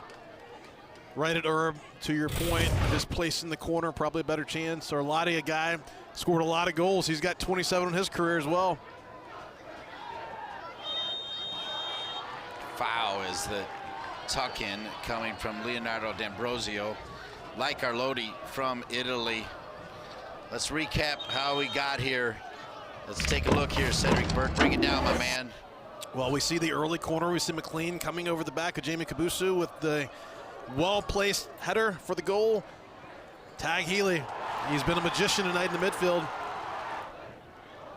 We see the red card close to 20 minutes ago. Haven't seen a tangible impact. McLean, as you said, Dean, played a complete game. He's got the red card in. He's got the goal.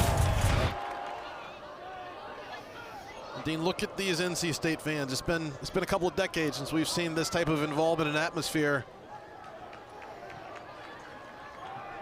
Oh, that is great for their student base there, right? To have a team like NC State, 3 in the country, showing that they might have what it takes to make a deep run, and they're doing it without one of the best players in the country in this game, Donovan Phillip, who has 15 goals on the season. Precautionary sitting out this game. We didn't know it. And if you were just tuning in, you probably are thinking, oh, Phillip probably went off again. No, he didn't even play, and it didn't matter. NC State is that good. And the Wolfpack now taking over Koskinen. That is crazy. Dean, this is, I can't say I've ever witnessed this in Koskinen Stadium, to be honest with you. But ultimately, it's good for local soccer. I mean, to see this level of involvement, to see this level of passion, several players in the stands who hope to be on this field at some point. Coach Kerr most certainly spoke about the awareness of these rivalry games, not looking past this one, but next one up, the Tar Heels and Chapel Hill. These are 2 big games.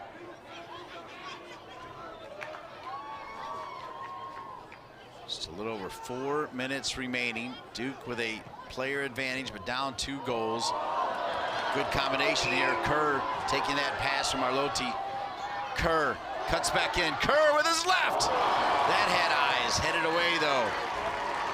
Dean, that had more than eyes. It had eyes on that far corner. Beautiful piece of individual play by Drew Kerr to put himself in position and get it to his left foot, but also had 2 runners. I believe Rakaj and might have been actually Max Simpson and Arlotti going to that far post.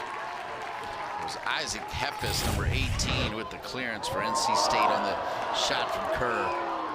You see Kerr again, inverted, cuts over to his left. Great shot, and it hit. Rakaj and Max Simpson were there for the follow-through had it made it through.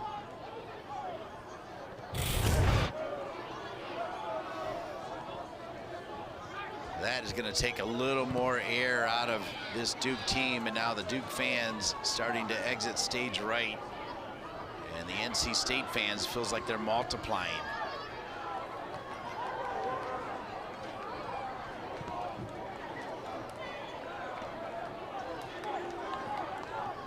Another ball handled there by Markovic. Markovic, a strong performance in the 6 jersey. Ooh, that's a card. Wait. That's got to be a red for him too. It absolutely should be a second yellow. So, wait.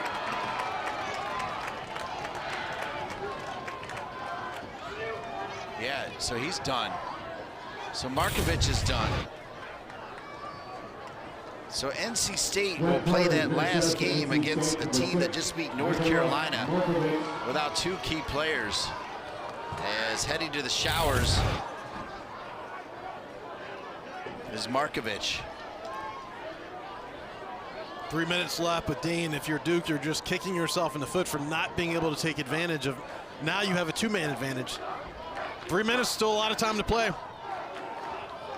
A yellow card also given to the NC State bench as Coach Mark Hubbard trying to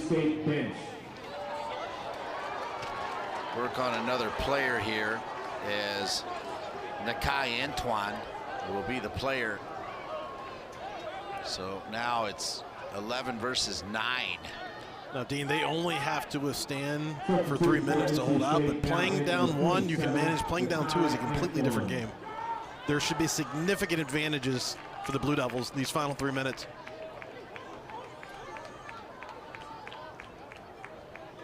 And what a turn by Drew Kerr, by the way, to put himself in position to draw that foul. Hot. Headed away. Kept alive by Simpson. Simpson, nobody home, and the clock will tick against Duke, even up 2 players here. Now, up 2 players, you simply cannot waste opportunities. Duke needs to maintain possession for the next 2 minutes and really try to exploit this advantage. Aceto now getting the yellow card. And again, we're watching precious seconds count off the clock for these Blue Devils, Dean. You saw a little frustration there from Stephen Foster, the referee. So no McLean, no Markovich for NC State's final game of the season, as they'll have to sit it out. They'll have Syracuse at home.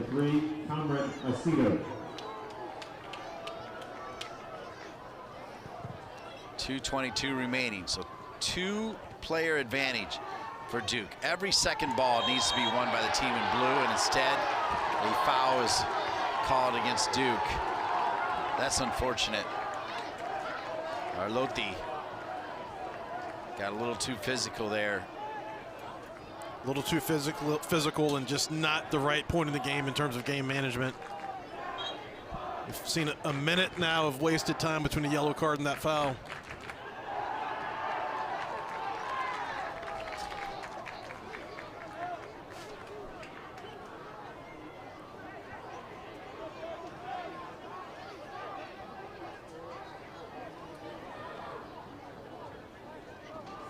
Wow, down 2 players. NC State still keeps the ball down in the corner and has worked the clock under 90 seconds. Well, Dean, well-coached team with phenomenal situational awareness in terms of killing this game.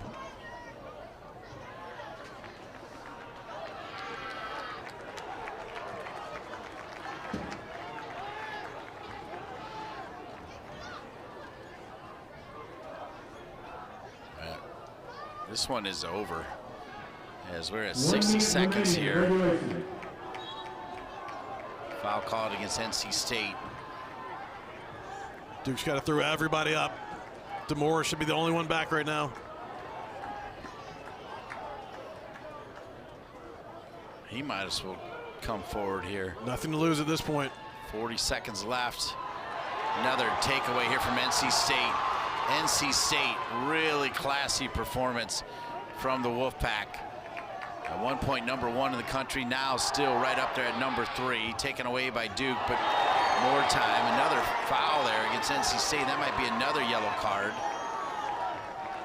And it will be, as just about everybody getting a yellow for NC State. That's Caden Tolentino. Tolentino throws a kiss to the Blue Devil women's team on the way back. It's been that type of night.